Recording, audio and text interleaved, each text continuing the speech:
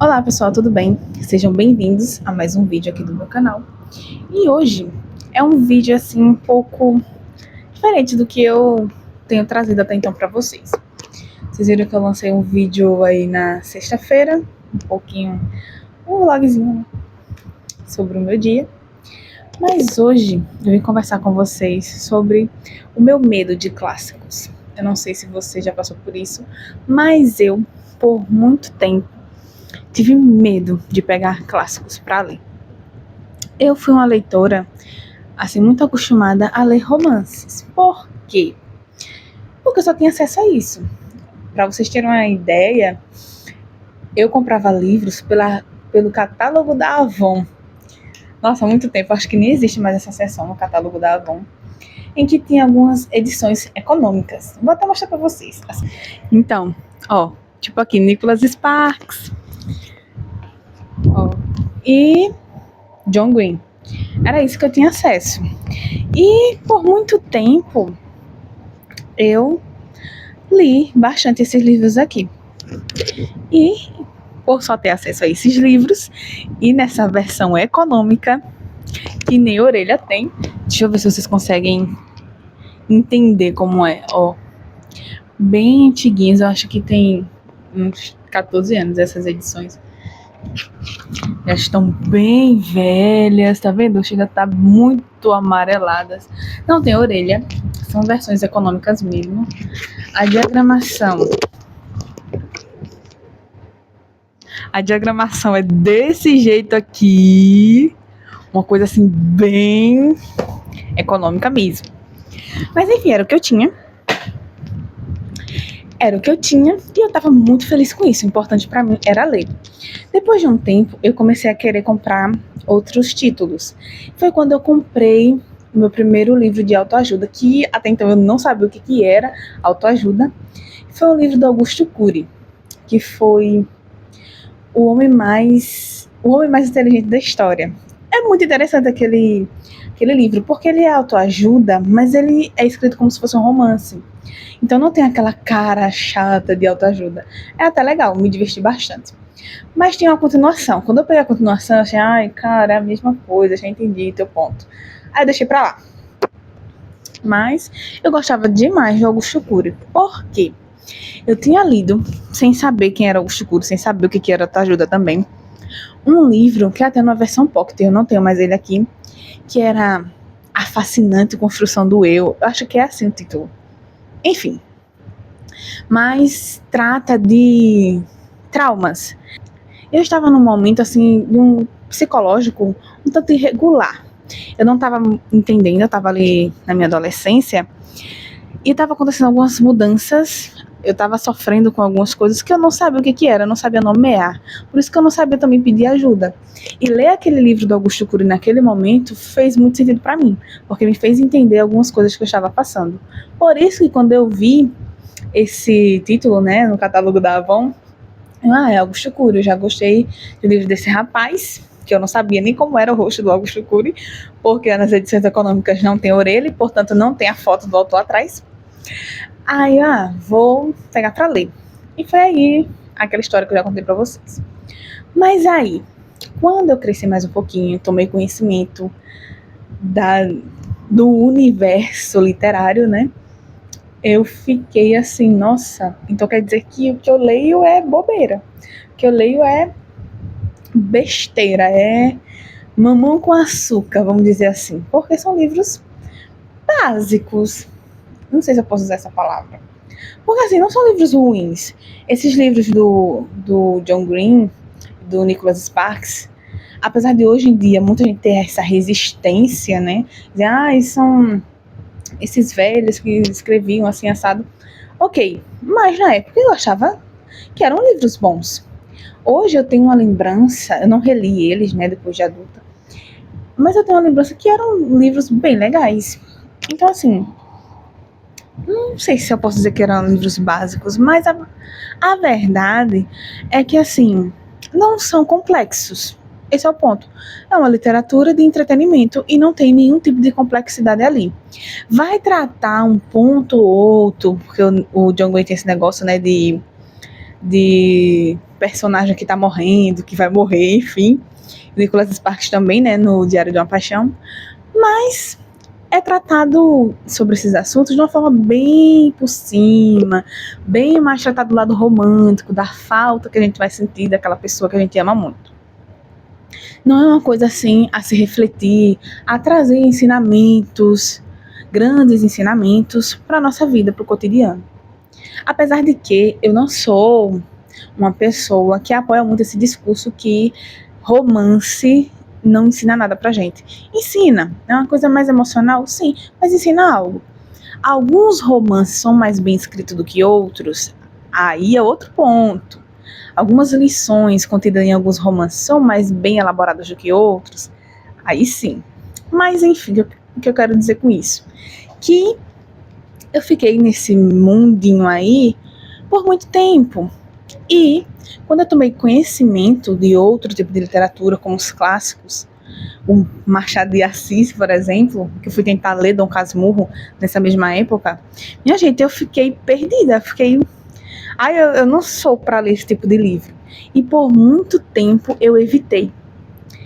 Só que aí, o tempo passou, cresci, entrei na faculdade, tive que ter acesso a esses livros, só que, vejam só, a gente tem uma ideia, né, que estudante de letras lê muito clássico o tempo todo, e não é bem assim. Nós estudamos bastante a respeito deles, mas não é sempre que a gente tem tempo de, em aula, a gente terminar um livro clássico, porque a gente precisa debater alguns assuntos que é tratado no clássico, mas às vezes a gente tem uma demanda tão grande que até os próprios professores levam um recorte daquele livro, trabalham com a gente na sala de aula e fica por isso mesmo. Se a gente não procurar ler por fora, enfim, é só aquilo que a gente vai ter. Eu sentia muita falta disso. Eu tomava conhecimento de alguns livros, a gente estudava um pouquinho, um recorte, né, um capítulo, uma passagem dos livros, eu ficava, nossa, eu ainda vou ler esses livros até o final. Só que é muita demanda, assim como nas outras faculdades tem muita coisa a ser feita, na faculdade de letras também. E sem contar que a gente tá vivendo a vida, a gente tá fazendo faculdade, mas tem que trabalhar, tem que fazer outras coisas. E aí a gente acaba colocando prioridades, né? Na minha prioridade é estudar para a prova, porque eu preciso entender esses assuntos que a gente tá trabalhando aqui para conseguir me formar.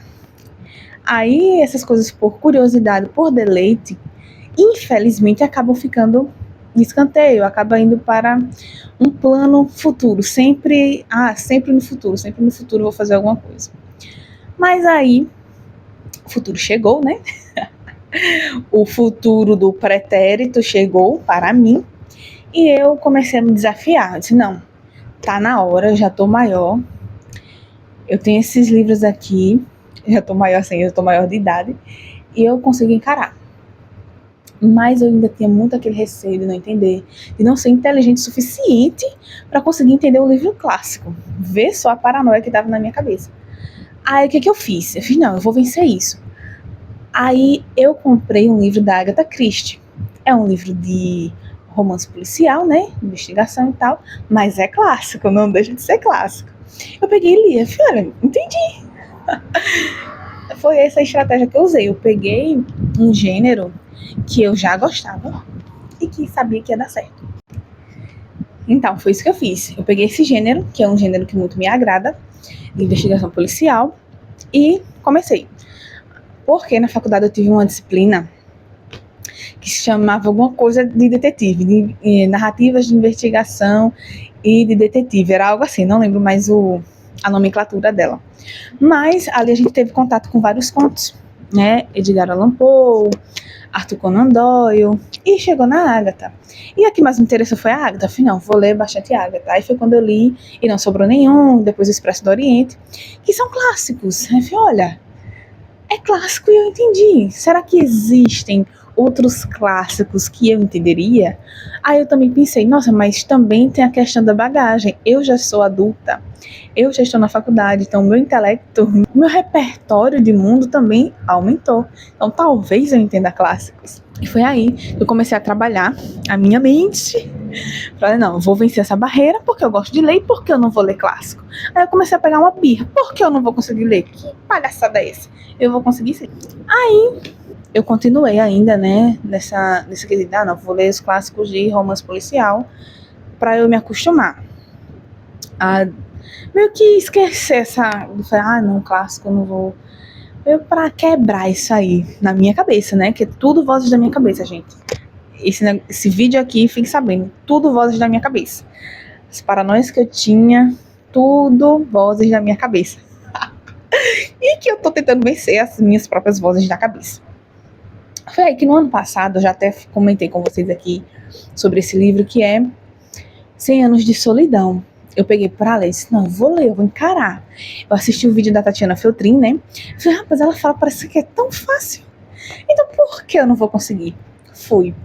E minha gente, como eu conversei pra vocês, eu só demorei bastante pra ler aquele livro por causa da minha rotina em si, porque eu não tava com tanto tempo assim disponível pra ficar só lendo. Mas muito bom, eu entendi e foi super incrível a experiência de leitura. Aí eu, rapaz, então quer dizer que esse tempo todo eu só não li outros clássicos que eu tenho interesse, o ponto é esse, que eu tenho interesse, mas só ficava com medo. E aí chegamos no ano de 2025, que eu peguei pra ler o que, minha gente?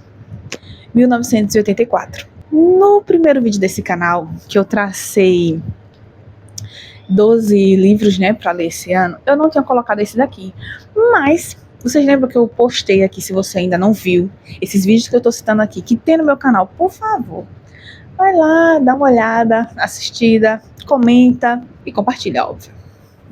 Então, assim, eu li A Revolução dos Bichos, aí eu disse, poxa vida, mais um clássico que eu consegui ler e entender, porque ali sim é uma fábula e tá ali o tempo, é uma crítica, né? Uma crítica social. E eu consegui entender. Aí, mais uma vez, eu fui para aquele lugar de novo, tá? Eu tenho consciência que eu já sou adulta, que eu tenho um intelecto um pouco mais, tenho um repertório maior, mas ainda assim ainda fico com aquele receio. Aí eu li e entendi. Assim, poxa, então por que não pegar 1984 agora? Peguei. Estou lendo, não terminei, tá? Tô gravando esse vídeo aqui só pra conversar com vocês sobre essa leitura em andamento, mas eu não podia vir aqui já falar dessa leitura sem contar pra vocês o caminho que eu percorri até chegar aqui, que eu ainda preciso trilhar muita coisa, ainda preciso aprender muita coisa, mas como esse canal aqui, o intuito dele é crescer intelectualmente através da literatura e também se entreter. Não é só essa coisa de crescer intelectualmente, mas de se deleitar na literatura. Eu vim compartilhar com vocês e ter este canal também é um incentivo para mim, porque ao meu redor eu tenho poucas pessoas com quem eu posso conversar sobre livros, e aqui na internet existe essa comunidade e eu estou tentando entrar nessa comunidade, porque aqui na vida real é um pouco difícil falar sobre livros. É muito difícil você estar inserido no meio assim do seu ciclo social, que você olha, você tá lendo uma coisa muito interessante, só que ninguém ao seu redor tá lendo a mesma coisa, ou tem vontade de ler, ou pelo menos ler alguma coisa para conversar com você. Muito ruim. Eu tinha uma amiga muito próxima, ela ainda é minha amiga, só que ela se mudou de estado, né? E eu fiquei sozinha, não tenho ninguém para conversar. Meu marido lê bastante também. Só que os nossos gostos são um pouco diferentes. Ele me ouve, a gente debate sobre os livros que eu tô lendo, mas só que assim, ele gosta de uma literatura um pouco diferente da minha. E quando a gente gosta da mesma coisa, ele faz um caminho totalmente contrário do meu. Eu tô lendo uma coisa, converso com ele, a gente debate, mas ele tá lendo uma coisa totalmente diferente, aí ele conversa comigo sobre isso. Depois é que ele vai pegar aquele livro que eu tava super empolgada. Então, assim, eu preciso esperar o tempo dele, né, pra gente ter uma conversa, assim, bem engajada sobre a mesma coisa. Enfim, por isso que eu estou aqui na internet, tentando encontrar alguém que converse comigo sobre os livros que eu tô lendo no momento. Se você é essa pessoa, minha gente, se inscreva aqui, tá? Vamos lá falar sobre 1984. 1984, por ser um clássico, é muito conhecido por muita gente. Todo mundo sabe, mais ou menos, mesmo quem não leu, sabe do que se trata. Mas eu vou deixar aqui uma breve sinopse para quem não sabe, ou para quem, tipo assim, já ouvi falar, mas não me importei tanto, ou ouvi falar, mas eu gostaria de saber sobre. Enfim, eu vou dar a sinopse aqui para vocês. A gente tem em 1984, é uma distopia, tá? Então a gente tem um futuro. Ele foi publicado em 1949. Aí o futuro, né, é 1984. E ali a gente tem um sistema, assim, totalitário. O governo controla todas as ações das pessoas que ali vivem, né? Nós temos ali uma divisão de território em 3 grandes partes, que é a Oceania, a Lestásia e a Eurásia. E é sabido, o nosso protagonista, né, que é o Sr. Smith, Winston Smith, mas eu gosto de chamar ele de Sr. Smith, ele é da Oceania. E ele trabalha no Ministério da Verdade. Aí o que acontece? Esse governo controla todas as ações desse povo. Como eles controlam? Existe na casa das pessoas que trabalham ali para o partido, né, como nesses ministérios que existem, existe uma teletela, né, que eles chamam no... Mas é Alexa daquele povo, só que ela tá filmando o tempo todo, não só ouvindo, como a gente tem a nossa querida Alexa em casa. Aí, eles têm que manter-se num padrão de comportamento que é ditado pelo governo.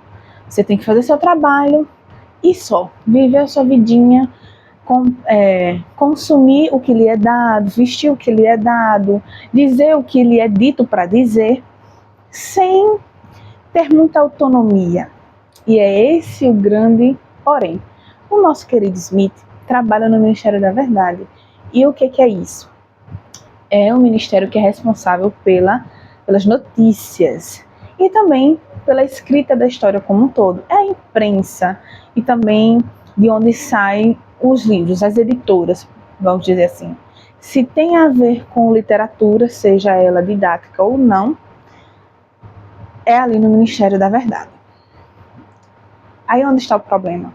A gente começa a conhecer o nosso protagonista e ele começa a contar, desde o início, ele se sente incomodado com o trabalho dele. Por quê? Porque ele vai escrever as notícias, mas não como de fato aconteceu. Vai escrever de uma forma que fique muito boa a imagem do partido, a imagem do governo. Então, o que ele está escrevendo ali não é a verdade em si. O Ministério da Verdade é responsável pelas inverdades que aquela população tem acesso. Uma passagem bem específica, que é quando a estimativa de produção de botas, o governo tinha dito que seria tantos mil, mas só que a produção não conseguiu. Aí ficou em 70 e poucos, e eles tinham previsto 100 e não sei quantos mil. Aí o que aconteceu? Ele tinha que modificar a notícia passada para dizer que aquilo que a produção conseguiu não só tinha sido previsto pelo governo, mas tinha ultrapassado a meta. Não só, digamos assim, a produção vai fazer 50 pares de botas, mas só que elas só conseguiram produzir 25. Aí lá na notícia que ele vai modificar, ele vai colocar que o partido tinha dito que ia produzir 20, porque aí vai parecer que eles tinham colocado uma estimativa, mas conseguiram até ultrapassar aquela estimativa, entendesse? Para ficar que o partido é o maioral. Além de estar fazendo algo muito bom para a população, as estimativas que eles têm, eles conseguem bater a meta e ultrapassá-la. Então, assim, aí o que acontece com a notícia passada? Ela é simplesmente deletada. Então, mesmo que você se lembre, não, eu estava lá, eu li essa notícia, mas você não vai ter para onde comparar se aquilo era mentira de verdade. E o grande porém, o grande problema é que a população, o Smith começa a observar, até ele mesmo, eles não lembram. A memória deles já começa a falhar. Essas coisas acontecem o tempo todo, todos os dias eles modificam coisas, eles apagam coisas, eles deletam coisas, eles inventam coisas, eles apagam pessoas do mapa, literalmente, e a memória deles é muito volátil, eles não se recordam por muito tempo. Ou seja, a manipulação ali da informação está controlando de fato a mente deles. E como eles estão o tempo todo vigiados, eles têm que se manter no que é chamado aqui na ortodoxia, né? De uma forma assim, não, eu tenho que fazer as coisas certinho, eu não posso nem pensar fora da curva, porque como eles estão sempre sendo filmados, o que acontece? Se a expressão deles sugerir que eles estão refletindo sobre aquilo que eles estão fazendo, de certa forma eles estão querendo questionar o partido, é tchau e bênção.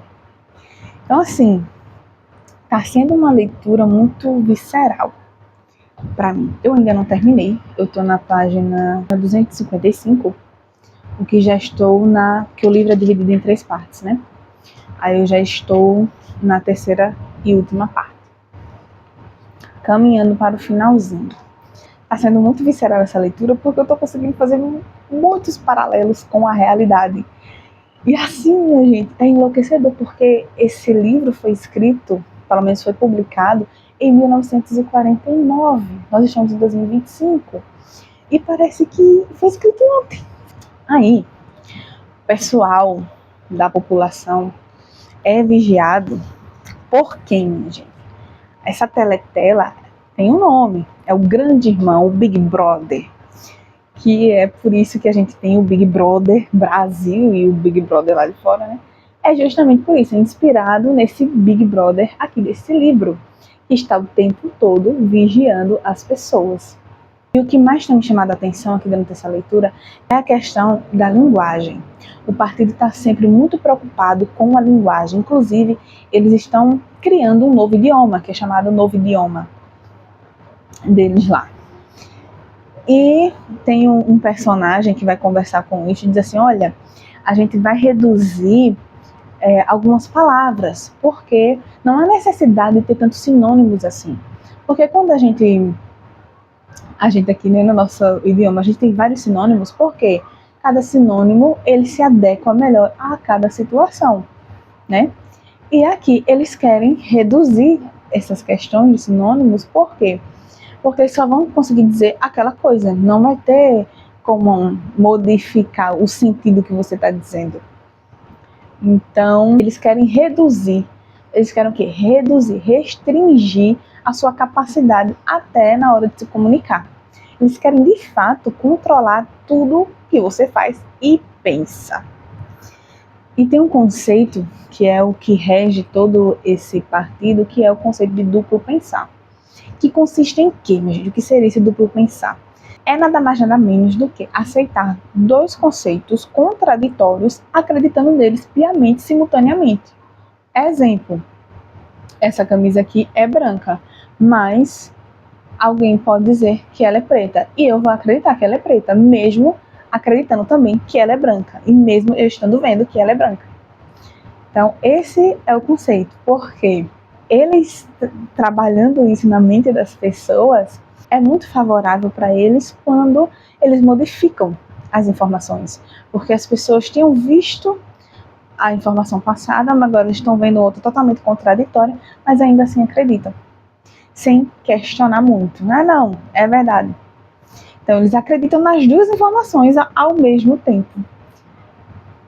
É complexo, mas quando você começa a ler, você começa a entender, pelo menos complexo para mim, né? Eu tô falando da minha experiência aqui para vocês. Eu falei para vocês, né, sobre o Ministério da Verdade, que é onde o Winston trabalha. Mas também tem o Ministério do Amor, que é responsável pela tortura dos prisioneiros, pela prisão. A polícia, vamos dizer assim, é o Ministério do Amor. Veja que coisa linda. O Ministério da Paz é responsável pela guerra, ou seja, o exército ali é o Ministério da Paz. E o Ministério da Fortuna é responsável pelo racionamento de tudo, né? Seja de comida, de vestimentas, enfim, do que precisar. Mas aí, a racionalização que é feita disso aí é, minha gente, horrorosa. As pessoas vivem em completa miséria. Então, o Ministério da Fortuna é responsável pela miséria da população. É sempre assim, esse duplo pensar. Sempre uma coisa tem o nome da coisa, mas ela faz o contrário. É sempre essa coisa contraditória o tempo todo. Então aqui, o George Orwell está criticando regimes totalitaristas, que quer controlar não só toda a população, mas controlar o intelecto daquela população. Então, o tempo todo, ele está mostrando como é perigoso a gente não exercitar o nosso pensamento crítico. E o quanto é pior ainda se um governo totalitário dessa forma chegar ao poder, né? Veja só, o lema do partido é: guerra é paz, liberdade é escravidão, ignorância é força. Então, assim, o Ministério da Verdade, basicamente, na minha interpretação, né, atualmente, é o pilar de tudo aqui. Porque é onde acontece essa manipulação. É onde o pensamento das pessoas vão sendo moldados, né, pelo Ministério da Verdade. Então, assim, nossa, chega a ser agonizante, minha gente, chega a ser agonizante.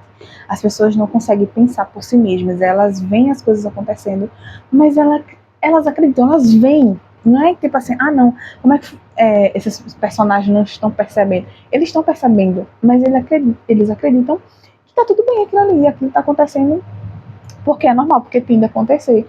E quem pensa o contrário está errado de verdade, tem que morrer, tem que ser preso. Eu fiquei refletindo bastante sobre nós aqui, inclusive na internet.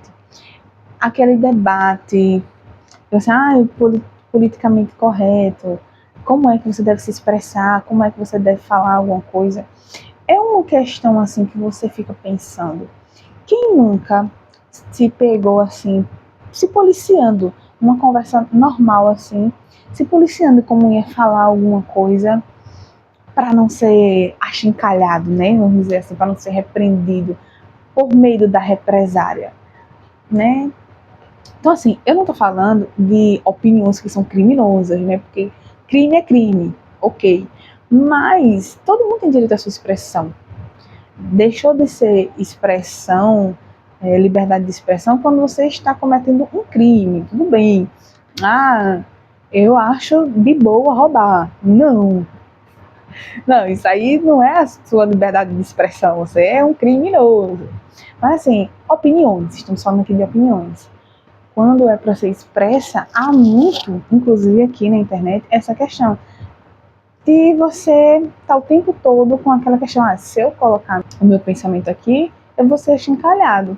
Por quê? Porque as pessoas assim, a massa, né, que a gente vê aí, o Twitter, tem essa questão de, não, se você não pensa como eu, você está errado, você tem que ser cancelado.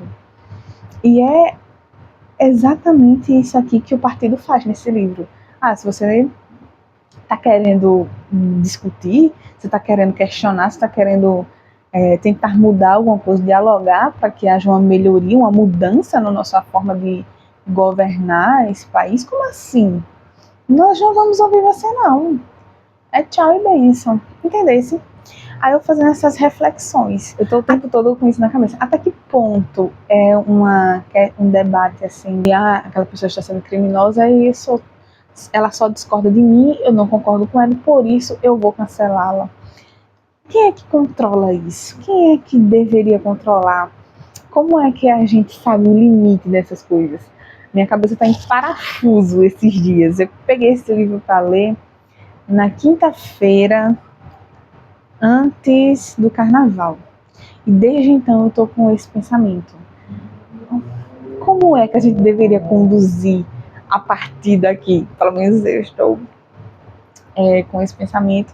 Eu estou, a partir de agora, refletindo sobre isso, né? Porque, até então, é óbvio que eu pensava sobre liberdade de expressão.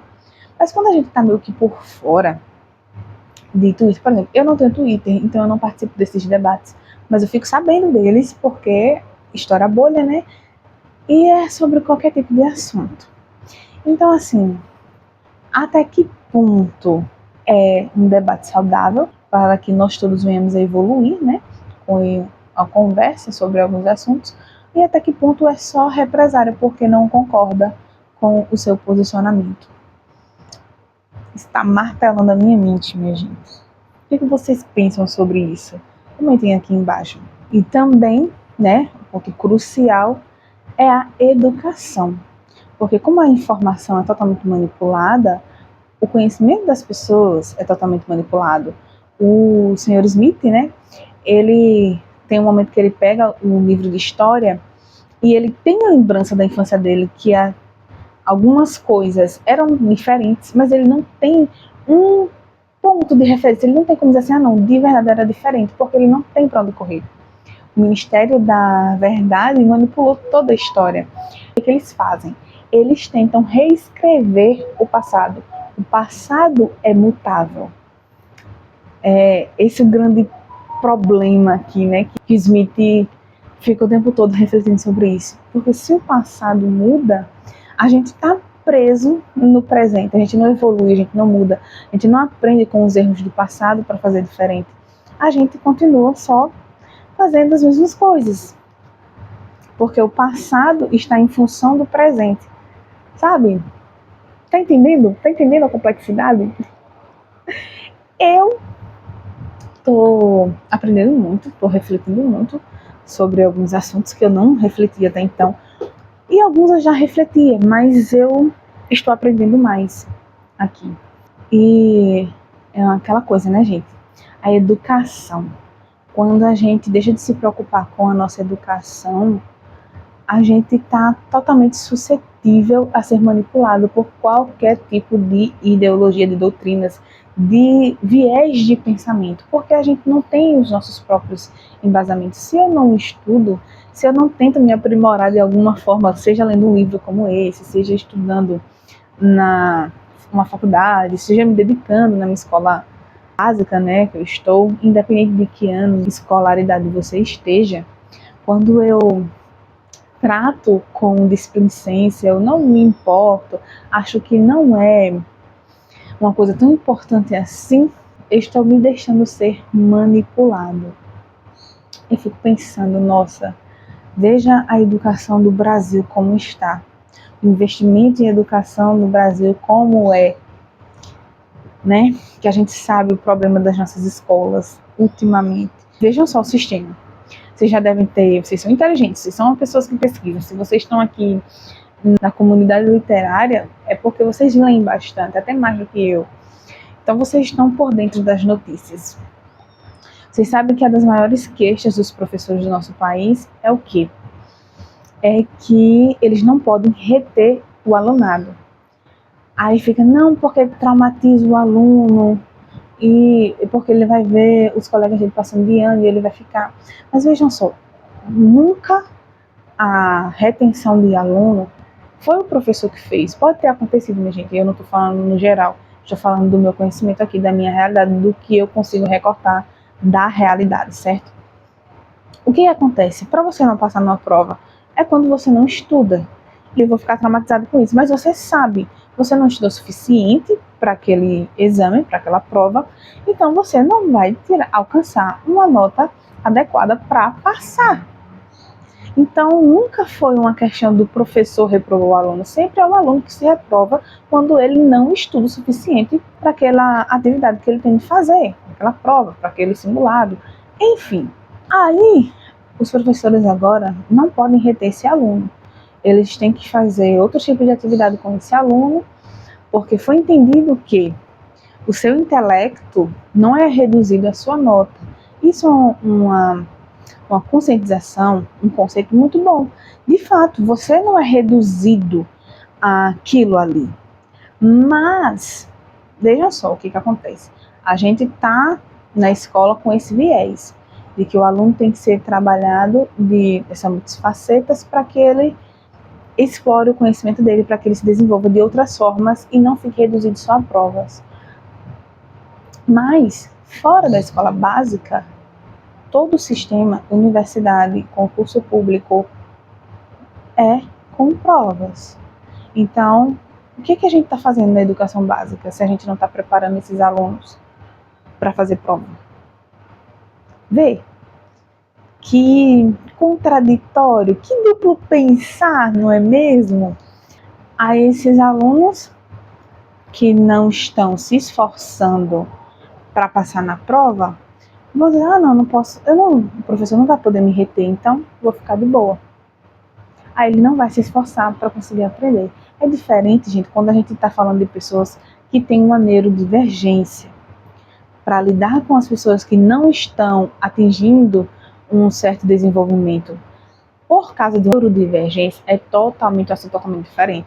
Eu estou falando dos alunos regulares, sabe? Aí eles não podem ser retidos por causa de trauma. Mas que trauma é você passar de ano, né, ir para uma nova série sem saber de nada. O que é pior? Você ser retido para você ter mais uma chance de aprender, ou você passar e ficar perdido sem saber de nada em outro local. Tá vendo que a conta não fecha? A conta não fecha, minha gente. A conta não fecha. Ainda a educação é o ponto-chave de tudo. Eu tô entendendo isso aqui, nesse universo aqui que o George Orwell criou, que a educação é o ponto-chave de tudo, e com isso eu tô fazendo esse paralelo na nossa realidade. A educação ainda é a chave de tudo. Pelo amor de Deus, será que a gente ainda consegue fazer alguma coisa? Não sei. Eu vou terminar de ler esse livro. No próximo vídeo eu converso com vocês sobre o livro como um todo. E aí a gente debate. Não é isso? Eu vou ficando por aqui. Só queria dividir essa minha angústia com vocês, de medo de classe. Dizer que depois que eu comecei nessa empreitada de ir aos pouquinhos, lendo os clássicos que me interessam primeiramente, não aqueles grandes cabeçudos, como por exemplo uma Ilíada e Odisseia, ainda não cheguei lá. Mas eu tô chegando lá, eu tô caminhando, e eu estou vendo a grande diferença. Porque nos livros que eu era acostumada a ler, sei lá, eu lia tão rápido, que se tinha alguma mensagem ali, eu nem conseguia pegar, porque eu tava envolta só no romance entre os personagens, que não dava pra refletir, minha gente, a verdade é essa. Se alguém conseguia refletir com esses livros que eu citei aqui, parabéns, tá? Você é revolucionário. Mas eu não conseguia. Eu não via uma qualidade literária nesses livros que eu estava falando. De novo, eu não estou querendo dizer que esses são livros que não prestam, são livros que não é válido lê-los. Não é isso. É só que a gente tem que ter... É bom ter um equilíbrio. Se você é daquelas pessoas adeptas de leitura para fugir da realidade, a leitura como escapismo, tudo bem. Só que para pensar um pouco. De vez em quando é bom fazer uma leitura que vai fazer você refletir, que vai agregar o seu intelecto. É bom fazer isso, porque você vive aqui na Terra ainda, amor. Se a gente vive na realidade ainda, então se a gente não se policiar, não aprender a lidar com a realidade, a gente vai ficar o tempo todo querendo fugir dela, não vai conseguir modificá-la. E aí? Né? A realidade é dura, mas é a gente que tem o poder de modificá-la, entendeu? Esse é o ponto. Então eu vou ficando por aqui. Até a próxima. Tchau!